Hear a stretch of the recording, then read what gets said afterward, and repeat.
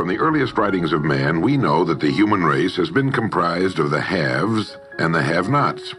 When I was a kid back during the Great Depression, I was obsessed with a desire to know what invisible something separated the haves from the have-nots, being a have-not. I wanted to know why so few managed to be well off financially in a country where success is available to everyone. For example, in checking the Statistical Abstract of the United States, published by the Bureau of the Census, I discovered, just lately, that only 10% of the men in this country, 65 years of age and older, have incomes of $6,000 or more a year. More than 80% of all men 65 or older have incomes under $4,000 a year. Only 7.6% have incomes between $7,000 and $10,000 a year, and only 3.7% have incomes of $10,000 a year or more. A man starts his working career in his 20s, often earlier. He's fortunate in that he lives in the free world. He has better than 40 years to make the grade financially in the richest country on earth. Yet, according to the statistics, only about 10 out of 100 will be financially secure by the time 65 rolls around, and only about 4 men out of 100 will be financially comfortable. Now, why? Well, let me tell you how to find out for yourself. Conduct your own survey. Start down the street in your neighborhood on any Saturday or Sunday and ask the man of every house 2 questions. The first question is, what are you doing at the present time to increase your income now? That is, how much do you want to earn? And when you've evaluated the blank stare you get in response to that question, ask question number 2, which goes, how much money are you planning to be worth at age 65?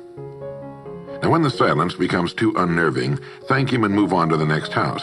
Ask 50 men, 100, 1,000, until you're completely convinced that the reason men don't make more money during their working lives, and the reason men aren't financially independent by the time they're 65, is simply that they seldom, if ever, do any constructive thinking on either subject.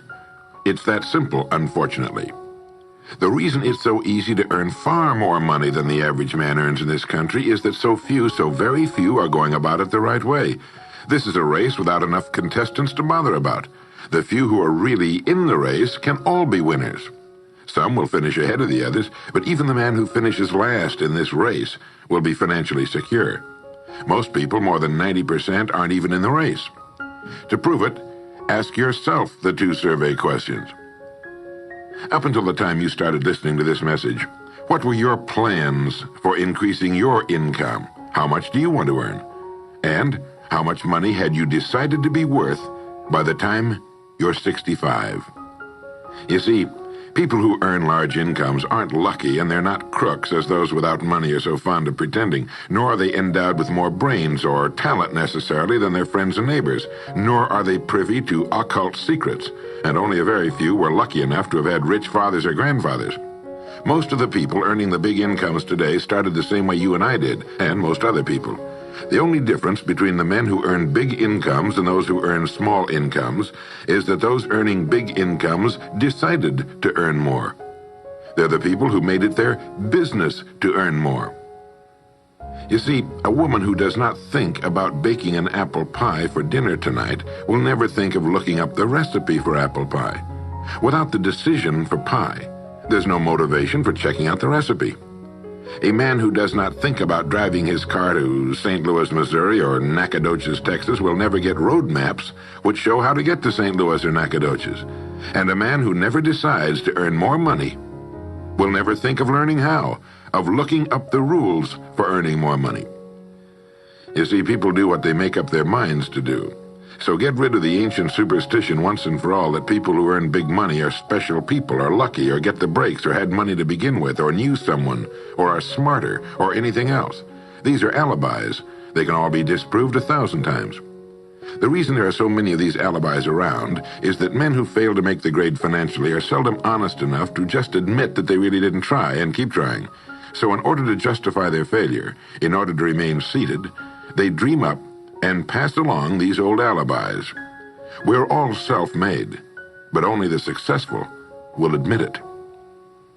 I once had occasion to visit Charleston, South Carolina. I'd never been there before, so I hired a taxi to drive me around the historic old town.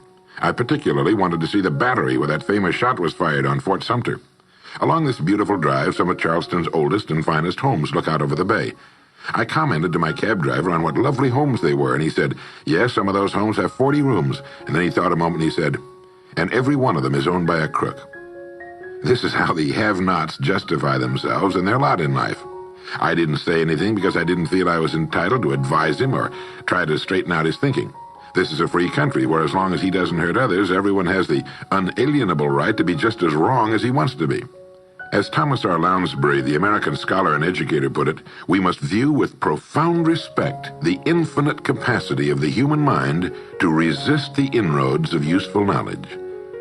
My taxi driver and men and women like him all over the world have been kidding themselves and holding themselves down and refusing the bounty and abundance of the world for centuries. Knowledge is available to everyone. We can either listen to those qualified to teach us, or we can go along with those ancient stumbling blocks we get from people who don't know any more than we do. The truth, incidentally, about those homes along that beautiful drive is that they were built by the men and women who made the largest contribution to the city of Charleston. In just a moment, I'm going to give you the formula for getting rich, but before I do, I want to remind you of something.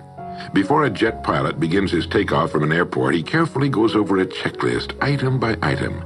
He does this not only because it's required by law, but because he cannot afford to trust so important a job to his memory alone. He has another checklist that he goes over just as carefully before he begins his letdown at his destination.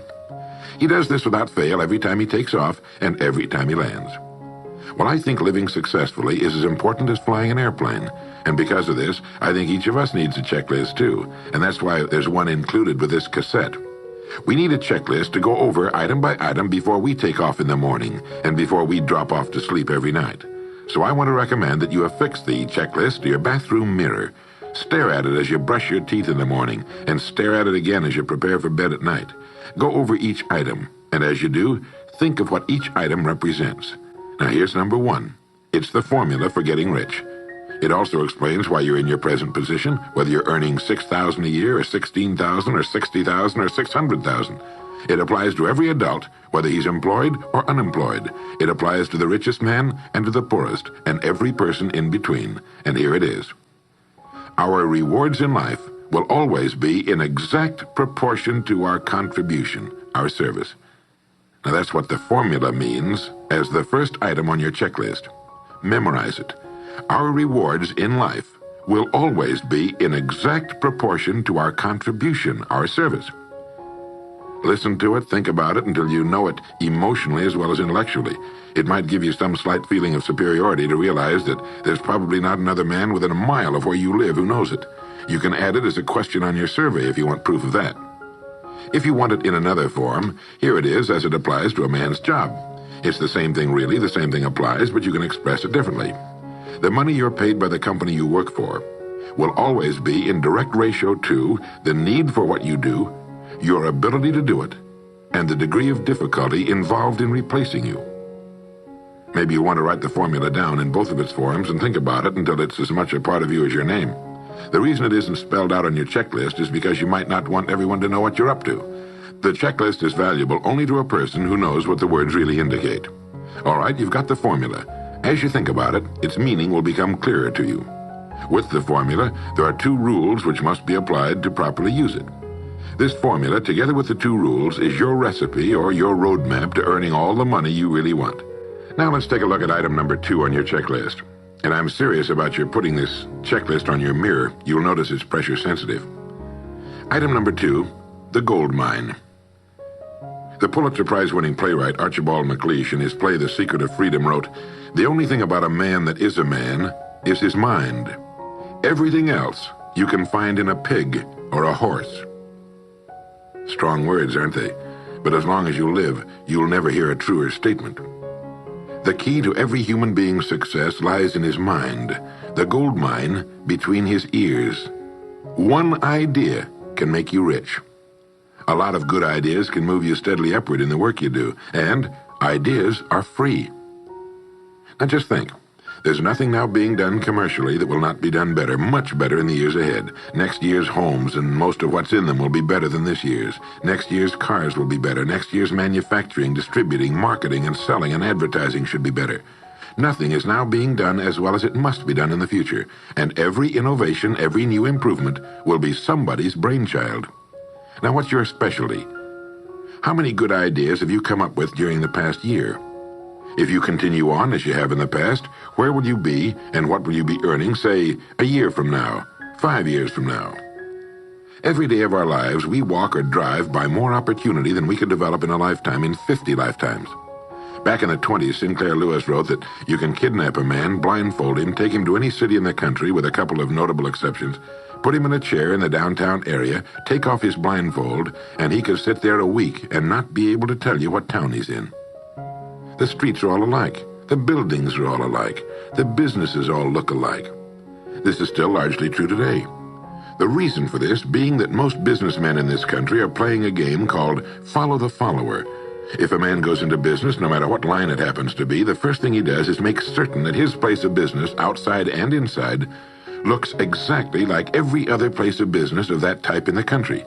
Do you know why? It's because he's been playing copycat since he was a year old and does it without thinking about it. For the same reason kids dress alike in school. He wants to be one of the gang. He doesn't necessarily examine all the business establishments in his field and pattern his on the one outstanding example, the one that inspires him, the one that he can really believe in.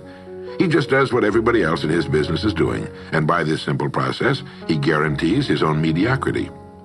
Whose drum are you marching to, if indeed you're marching to anyone's, and why?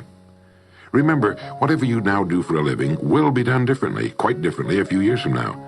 Never in the history of mankind have the opportunities for all of us been so great. But the great majority of people will be the beneficiaries of progress, not those who bring it about. Which group are you going to belong to? If you want to be a contributor, not just a beneficiary, here's the first rule. It appears on your checklist as the gold mine. So, think. Think deliberately and with a purpose. Use the gold mine between your ears. Begin by thinking at a special time every day.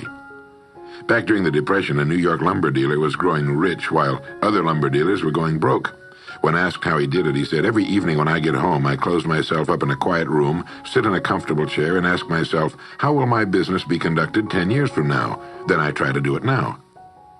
Instead of competing with every other lumber dealer, which is what they were doing, he was creating. He was doing the very thing man was designed to do, the very thing man does best. A company growing at the rate of 10% a year will double its size in less than 8 years. But a man can improve his effectiveness 50% or 100% a year or more. The experts tell us that every one of us has within him deep reservoirs of ability, even genius, that he habitually fails to use. Well, let's begin now to reach into these deep, rich areas of pure net profit and use more of our real abilities. Let's think. Here's the best way I've found to make yourself think. Start getting up a little earlier than you're accustomed to. Right off the bat, this gives you extra time that 95% of the men in this country are not using at all. 1 hour earlier a day gives you 6.5 extra 40-hour weeks a year. But at this time in the morning, take a refreshing shower, dress, get yourself a fresh hot cup of coffee if you're a coffee man, and then sit down to a clean sheet of paper. At the top of the paper, write your financial goal. Now, this is the amount of money per year you intend to earn soon. Incidentally, you might like to keep this to yourself, too. It's nobody's business but yours. Then, start to think. Think about your goal and what it'll mean to you and your family. Then see how many ideas you can come up with to help you reach that goal. Ideas to improve what you now do for a living. Ways of increasing your contribution to match your income goal. You know, jobs don't have futures. People do. No matter what line of work you may be in, there is within it more than enough opportunity to last a lifetime. You don't have to think of brand new ideas or revolutionary new ways of doing things, although you well might come up with some. Think of ways of improving what is now being done. If you are to increase your income by the amount you specified, you must find ways of increasing your contribution, your service. And the key to this is to be found in your mind, in that gold mine between your ears. Try for 5 ideas every morning and write them down, and save those sheets of paper in a special idea file.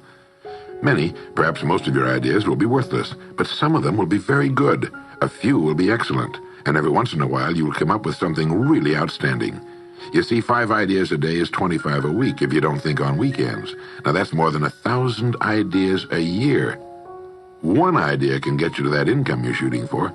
The law of averages swings so far in your favor you just can't miss. Try to develop a sense of expectancy. That is, try to hold the feeling that the goal you're shooting for is a sure thing, and that it's only a matter of time before it's realized. You know, Henry Ford didn't start making cars until he was 45. A friend of mine started a new company at 65. He's still going strong, and his new company has sales of better than $300 million a year. It's almost never too late. Try not to think of things outside of your own line of work or whatever it is you're most interested in. To think well and profitably, you must discipline your thinking. Keep it on course, controlled, keep it in one field, specialize. Now for the final item on your checklist. It appears as the word. And the word is attitude. Attitude has been called the most important word in the language. William James put it this way. He said, "The greatest discovery of my generation is that human beings can alter their lives by altering their attitudes of mind." Now this is something to think about. Can alter their lives by altering their attitudes of mind. It's another way of saying we become what we think about. Look at it this way. Your total environment, if you've been an adult for any appreciable period of time, your total environment is a reflection of you as a person. The house and the neighborhood in which you live, the car you drive, the clothes you wear, the job you do, the people with whom you regularly associate. Your total environment is an exact and merciless mirror of you as a human being. Now, if you feel your environment can stand some improvement, you have only to improve your attitude, and your world will gradually change to reflect the changing person. Here's how to change your attitude. Beginning now, begin to act as would the person you most want to become. Now that is, if you were already in possession of the goal you're shooting for, how would you conduct yourself in all of your affairs? Well, do it now, and tomorrow, and the next day. Begin now to act the part of the person you most want to become, and you'll end by becoming that person. Subtly, in little ways, in the way you dress, in the way you talk, in the unfailing courtesy you show to every person with whom you come in contact, begin to act the part of the person who has already achieved that which you're shooting for. The German philosopher Goethe gave us the secret when he said, before you can do something, you must first be something. When you behave like the person you most want to become, the things that person would have will tend to come to you. It's simply cause and effect. Don't be in too big a hurry. It takes longer to build a skyscraper than a chicken coop. Build slowly, steadily, and well. Then when you make it, you'll keep it. You'll stay on top. Always be suspicious of the so-called get-rich-quick scheme or sudden success. Never forget that word, attitude. It's your attitude toward the people with whom you come in contact that will determine their attitudes toward you. The person with a great attitude toward life and the world is the person other people call lucky. He's not lucky. He's just using our old friend, cause and effect. His causes are excellent, and his effects have to be just as good. Well, that's it. 3 things to remember. 3 things to practice every day. If you spent 16 hours a day, 7 days a week practicing your golf swing, in a relatively short time you'd have a grooved, beautiful swing like the pros. So practice your new attitude every day, every waking hour. Practice thinking a few minutes every morning, and you'll find yourself thinking all day long. And remember the formula. Our rewards in life will always be in exact proportion to our contribution, our service. Go over the ideas in this message every day until they're as much a part of you as your name and your temporary address. You'll notice that each time you listen, you'll hear something new. You'll get a new idea you failed to get before. This is Earl Nightingale, and thank you.